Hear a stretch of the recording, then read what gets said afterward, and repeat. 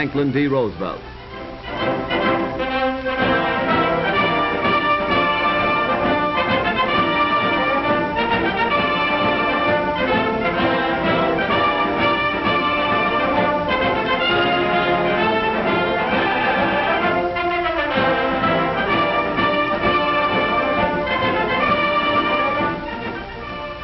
Every worker in the country, farmers, bank presidents, streetcar conductors, dentists, teachers, clerks, mechanics, even unskilled laborers, work 3 months of every year to pay for what government spends.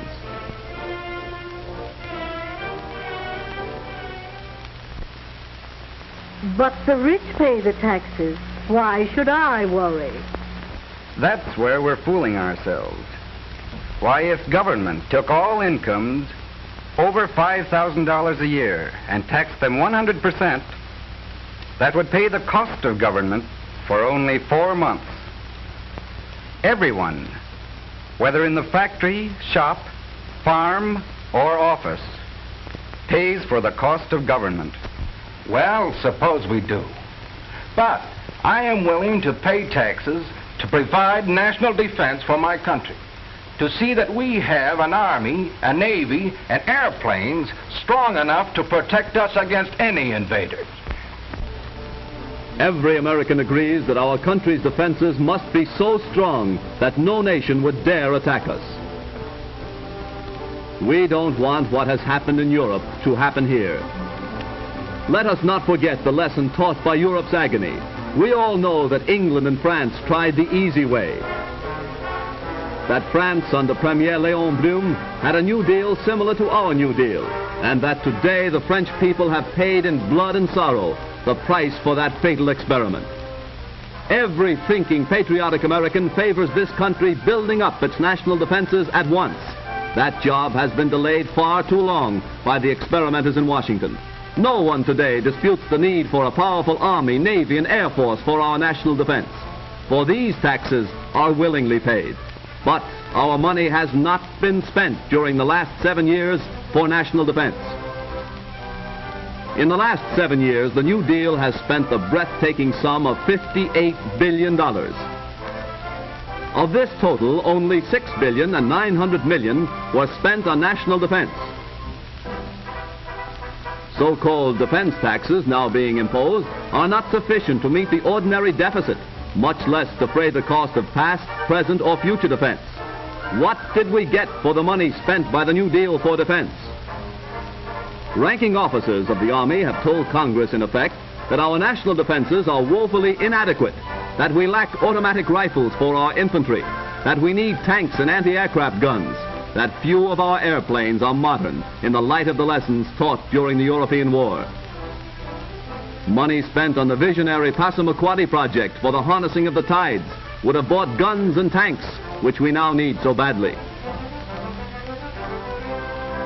The Florida Ship Canal, another wasteful, boondoggling failure, into which the New Deal has squandered more millions instead of spending money for necessary additions to our national defense.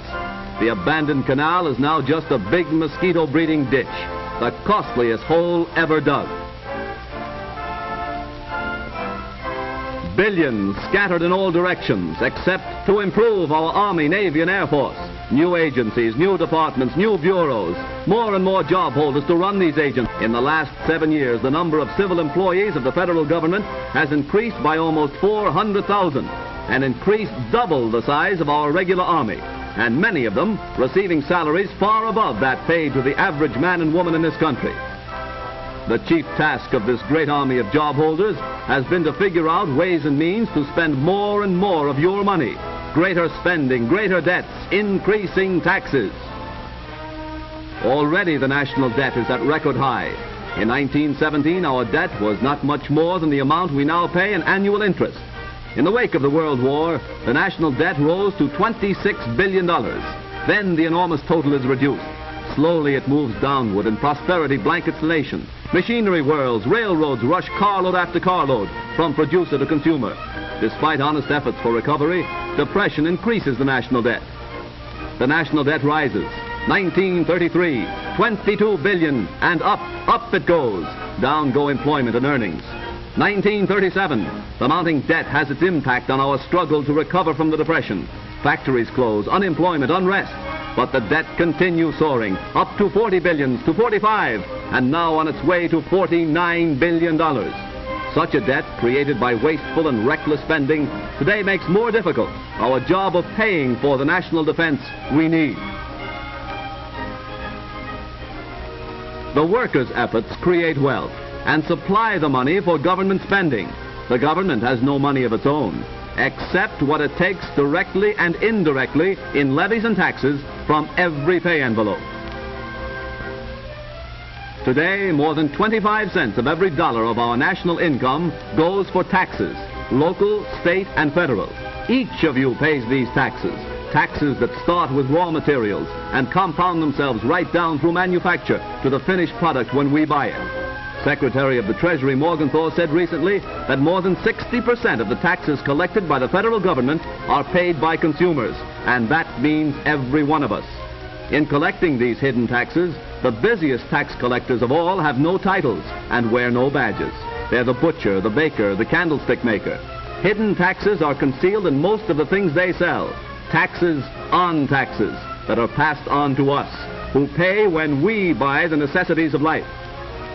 According to statistics compiled by the Northwestern National Life Insurance Company, father works a whole week just to pay the tax on the family's annual food bill.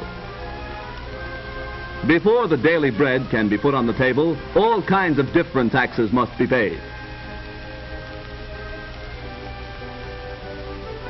Every product, every service that makes for comfort and pleasure in the daily life of the American family is taxed in many ways.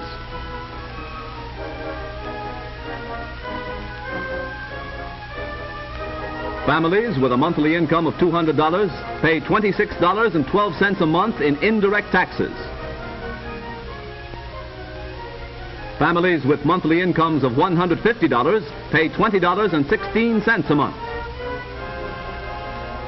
Those who live on monthly incomes of $80 were paying $10.25 a month in hidden taxes before we began the long-delayed rearmament program.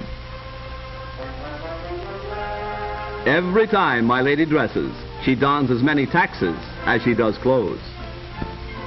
When we relax and seek pleasure and entertainment, Mr. Taxes always joins us, and we must pay for him too. Because of the taxes fastened on the cost of building, the normal cost of this house will buy only this modest home. Automobile owners now pay some $400 million a year in taxes on the cars they drive, taxes that must be paid before the wheels turn. And to add to the cost of every mile traveled and every furrow plowed by farm tractors, the tax paid on gasoline alone reaches the astounding yearly total of $1 billion. All who drive are drafted into another army of taxpayers. Those who have jobs are footing all these various government bills. Only what is left can be used for the needs and savings of the worker's family.